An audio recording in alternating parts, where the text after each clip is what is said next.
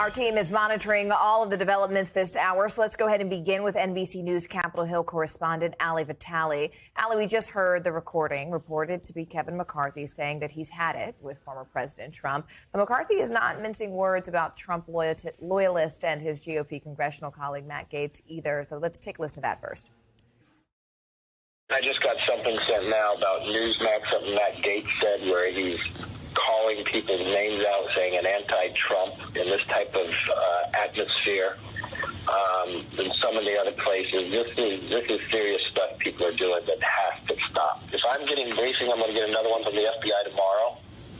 This is serious. It's potentially illegal, what he's doing. Well, he's putting people in jeopardy, and he doesn't need to be doing this.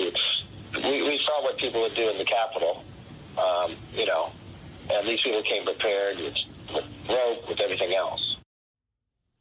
All right, so a lot to unpack here, Ali, a lot of back and forth. Are we hearing anything from House Minority Leader McCarthy or any of the people that he called out in those recordings?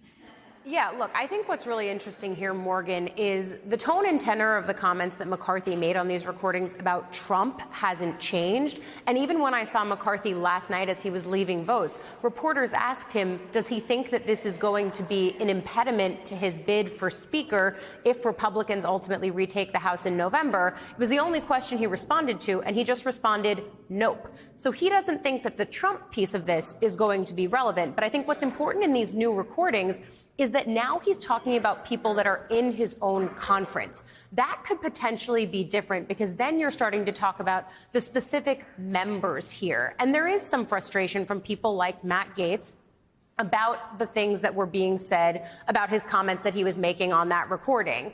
And that's really what I think is going to potentially turn the tide here. But broadly speaking, Republicans, as they were huddling this morning and then leaving that meeting, they all said, we multiply through division. Effectively, they're targeted on 2022 and retaking the House, and they don't want to get bogged down in the rest of this drama by commenting on it. And Ali, I mean, how could all of this impact that January 6th investigation that's ongoing? Well, look, what it does is it puts McCarthy on January 6th right back in the spotlight. And Chairman Benny Thompson yesterday said that the January 6th committee did a whole retreat. They tried to really talk through what threads they still needed to follow up on and tie up before ultimately moving into that more public phase of hearings. But what this does is it means that they're going to, and this is what Thompson said last night, ask McCarthy again to appear. Asking, as we have said, is different than subpoenaing. If they were to decide to subpoena him, that would be a whole new can of worms here. But the fact that they are thinking about asking him again does again highlight the fact that he is so important and central to this investigation, and he could provide a lot of information. I do think the other piece of it, though, too, there are other lawmakers who we know spoke with Trump, with Meadows, with other key people on January 6th. Marjorie Taylor Greene, for example, was talking about invoking martial law, even though she was spelling it incorrectly. There's a lot of people who could provide information here, and the committee's going to have to decide, do they subpoena for that or do they let it go? Thanks for watching our YouTube channel. Follow today's top stories and breaking news by downloading the NBC News app.